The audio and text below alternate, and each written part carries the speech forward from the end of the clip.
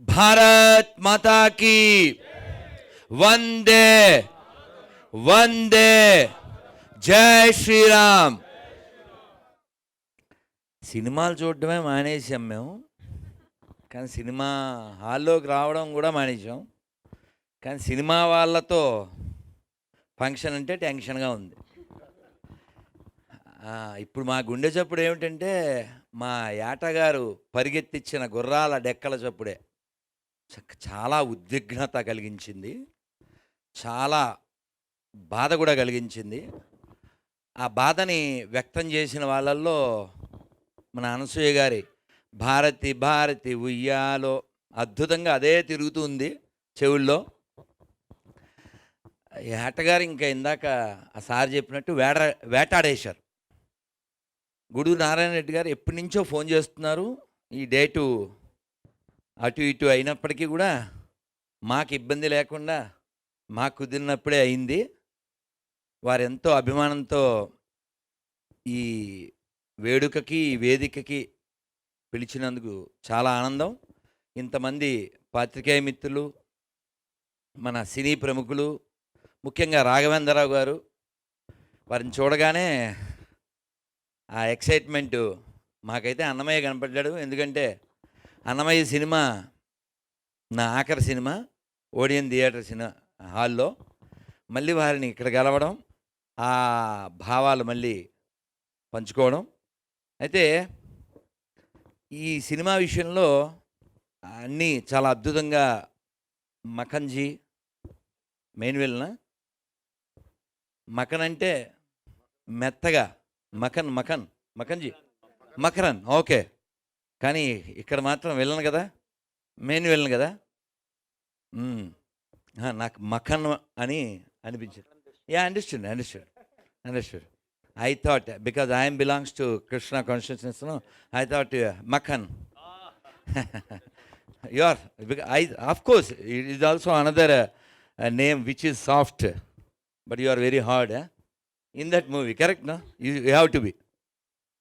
అయితే ఈ సినిమా మనం ఎందుకు తీయాలి లేకపోతే ఎందుకు చూడాలి అంటే మీకు చెప్తే నవ్వొస్తుందేమో, కానీ ఓ సినిమాలో బ్రహ్మానందం గారి డైలాగు, చరిత్రదేముందిరా చింపేస్తే చిరిగిపోతుంది.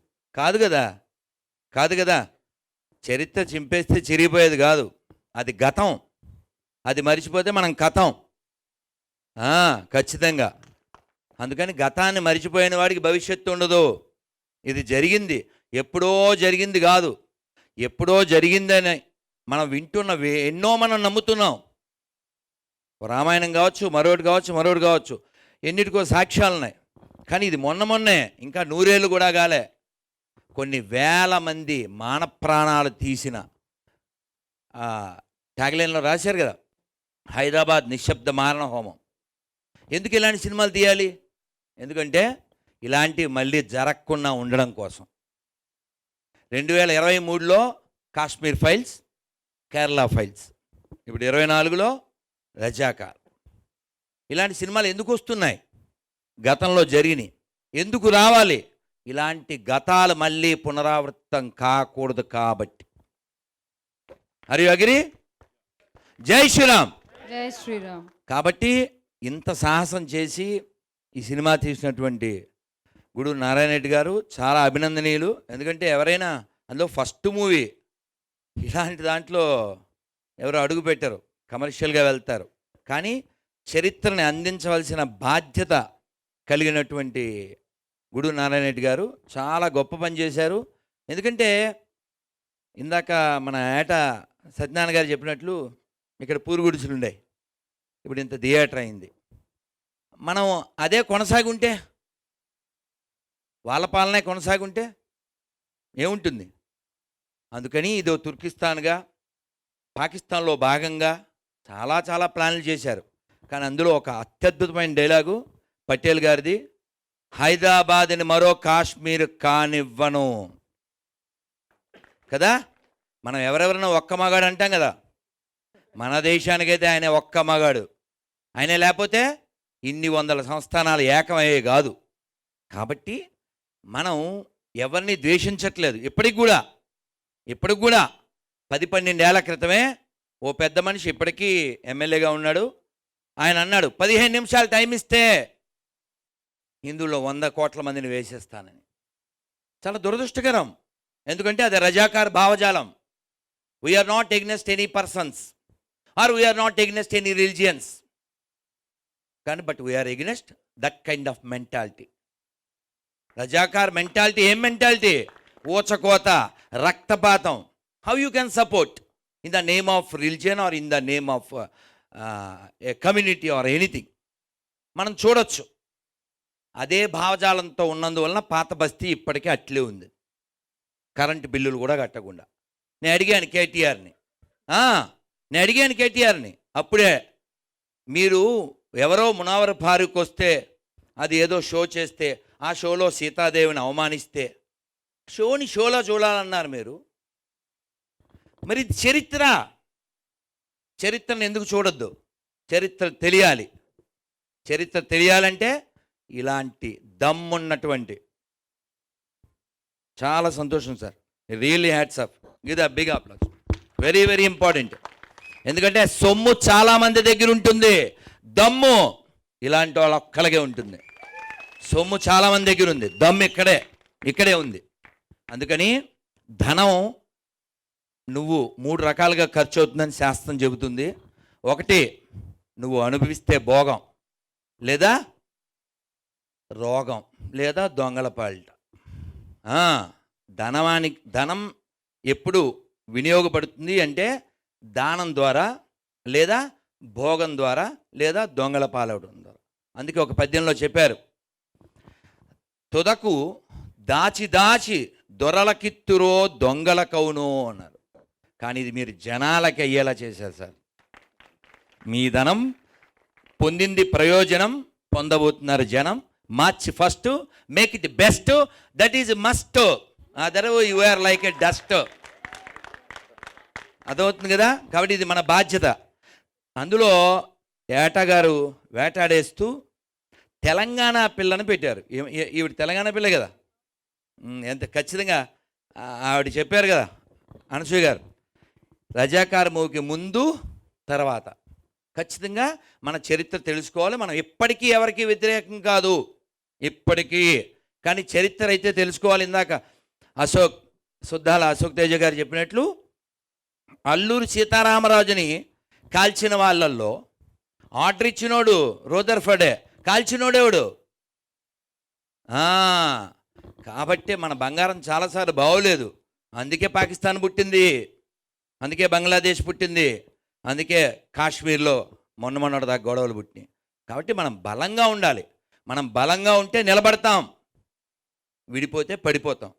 అందుకని మనం అందరం 52 సెకండ్లు సినిమా హాల్లో జనగణమన చెప్తే నిలబడ్డానికి నెప్పొచ్చి సుప్రీంకోర్టులో కేసు వేస్తే మరి వాళ్ళ తీర్పు ఎందుకు ఇచ్చారో I'm very pity on them. ఐచ్ఛికం అన్నారు. ఐచ్ఛికం అంటే ఏంటండి? It should be mandatory, no? ఐచ్ఛికం ఏమిటండి?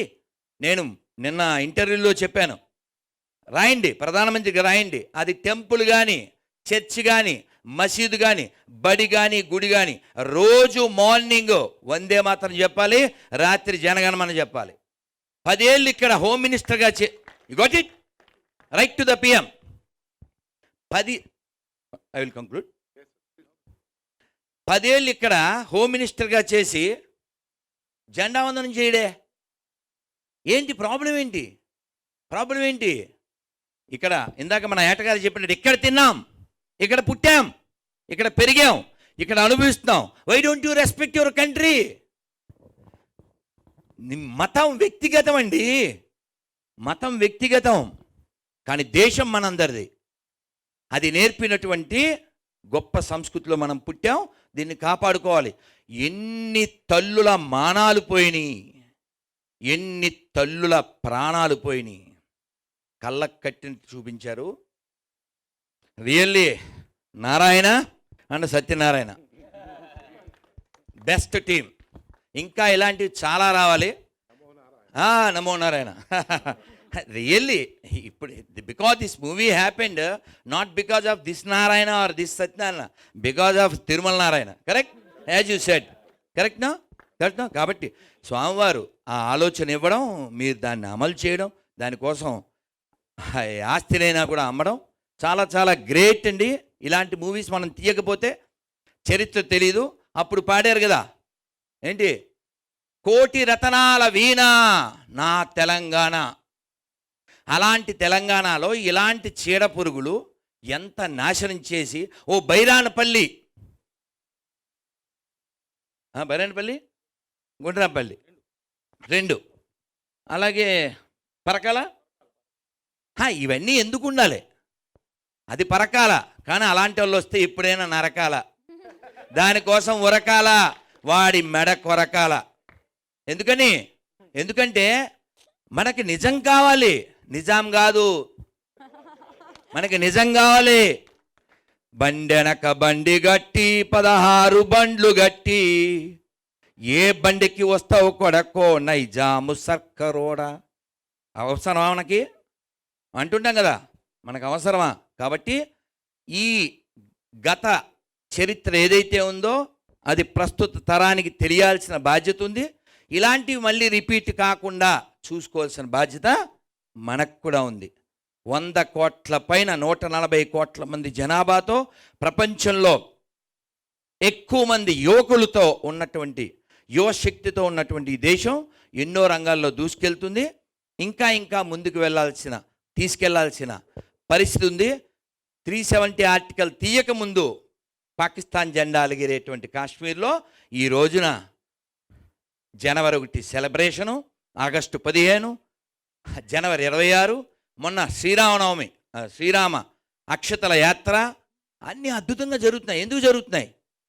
మనమంతా దృఢంగా ఉన్నాం కాబట్టి, మనం బలంగా ఉన్నాం కాబట్టి. ఉండే కొన్నాళ్ళు 50, 60, 70 తర్వాత బైబయ్యే కదా.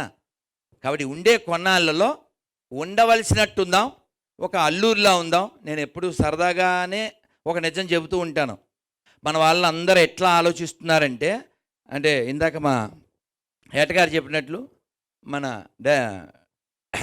గుడు నారాయణ రెడ్డి గారు చెప్పినట్లు, అప్పుడు చేసిన పోరాటం, అప్పుడున్న హార్డ్ మెంటాలిటీ ఇప్పుడు లేదు. ఇప్పుడు ఉండేవాళ్ళు వాళ్ళు 140లో 100 హైబ్రిడ్ బ్యాచే అన్నారు.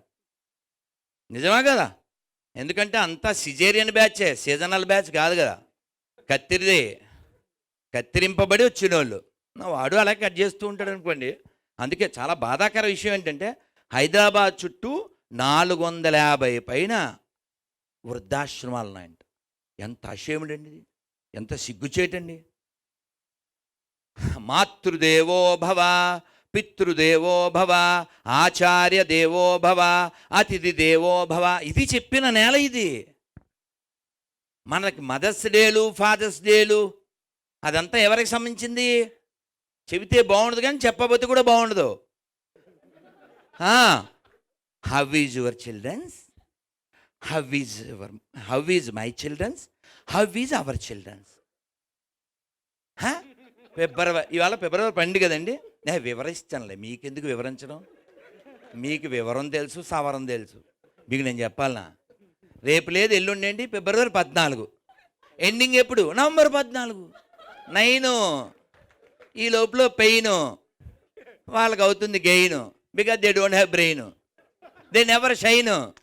That time only they felt like a line, but they are in the other line. మీకు అర్థమై ఉండొచ్చు. నేను చెప్తే బాగుండదు కానీ చెప్పబోతే కూడా బాగుండదు. ఒక గైనకాలజిస్ట్ చాలా బాధపడుతూ లాంగ్ ఏగో చెప్పారు, మా దగ్గరికి చాలామంది వస్తున్నారు, అందులో 12 years వాళ్ళ నుంచి 20+, 30+ వాళ్ళ దాకా. దేనికి? కత్తిరి చంపేయడానికి. అందుకని it's nothing but a murder inside the womb. ఎందుకని? Because no control. సీతాదేవికి ఆఫర్ ఇచ్చాడు లోఫర్ గాడు, అందుకే తగలెడుతున్నాం. ఇప్పుడు కూడా మనం తగలెడుతున్నాం లేదా? చరిత్రగా ఈయన చెప్పినట్టు, చరిత్రే చదివే. ఇందాక మా ఏటగారు చెప్పినట్టు చదివే కాదు కదా, అనసూయ గారు చెప్పినట్లు అసలు బుక్కులు ఎందుకు చదవాలి? మనం ఎందుకు చదవాలి?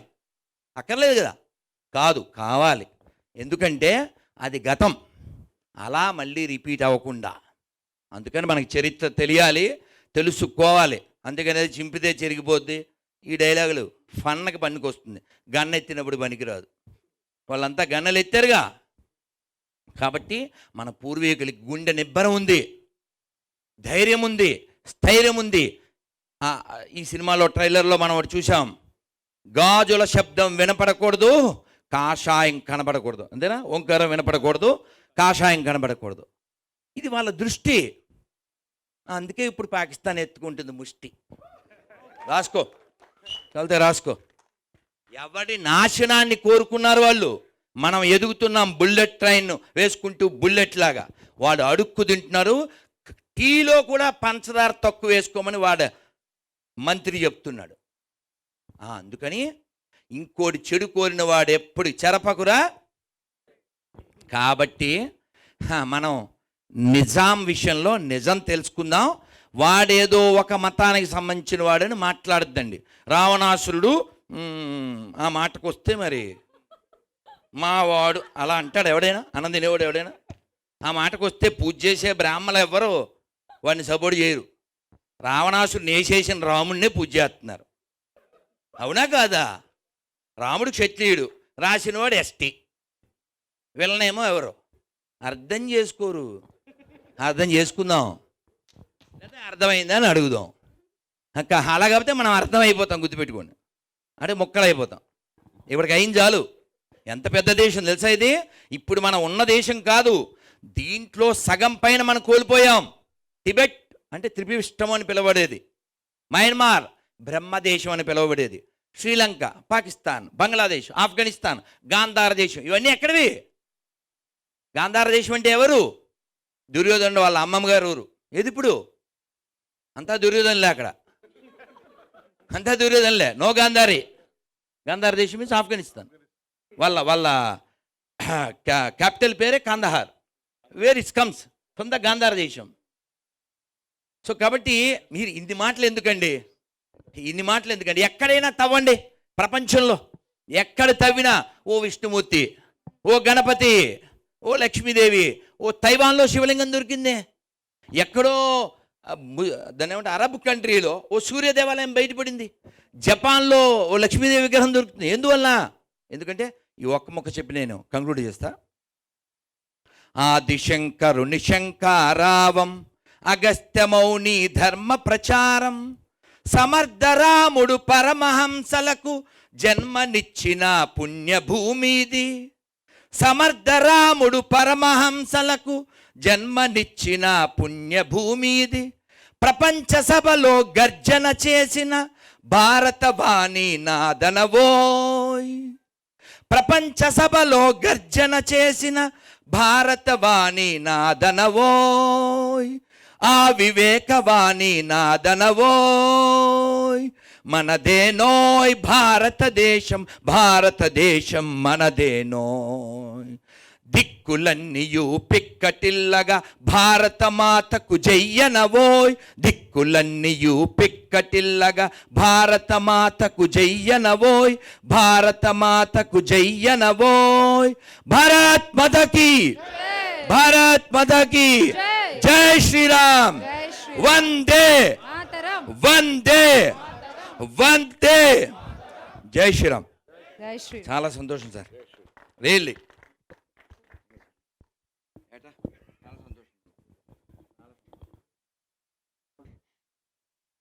ఇప్పుడు Q&A స్టార్ట్ చేసేద్దాము. సో ప్లీజ్ శ్యామల ఒక్క మాట, నేను ఈ ఎమోషన్లో ప్రమోషన్ మర్చిపోయాను. అమ్మ ఆవిడ తెలుగు వచ్చుగా మీకు? అచ్చ తెలుగు మొల్ల. నేను రాఘవేంద్రరావు గారితో చెప్పిన మాట ఈ లోపల పిలిచేసింది మా శ్యామల, బజే శ్యామల. అందుకని వచ్చేసాను. ఆయనకి ఆ కార్డు ఇచ్చి, సరే వెనకాల నా నెంబర్ ఉంది, అది వేరే కథ. ఈ పిక్చరు కవిత్రి మొల్ల అనగానే వారు ద్విపద కావ్యం రాశారు కదా అన్నారు. మేము మాట్లాడుకుంటున్నాం. అప్పట్లో వాణిశ్రీ గారు నటించారు. నేను వారితో చెప్పబోయిన ఇంతలో శ్యామల అడ్డమడిపోయింది. అందుకని ఇప్పుడు డైరెక్ట్ చెప్పేస్తున్నా పాత్రికేయులకి అందరికీను. ఆ పాత్రలో మన అనసూయ గారు ఆ సినిమా రాఘవేంద్రరావు గారు తీస్తే ఈ లోకానికి తెలియాలి ఎంత గొప్ప తల్లులు పుట్టిన నేల ఇది, ఎంతమంది మహానుభావులు పుట్టిన నేల ఇది. ఎందుకంటే రంగమ్మత్తే కాదు, ఆవిడ ఇది కూడా చేయగలరు. సమ్మ చాలా సంతోషం, వెరీ హ్యాపీ సార్. అది ఎవరైనా డైరెక్ట్ చేయండి, కానీ సినిమా అయితే తీయాలి. చాలా సంతోషం.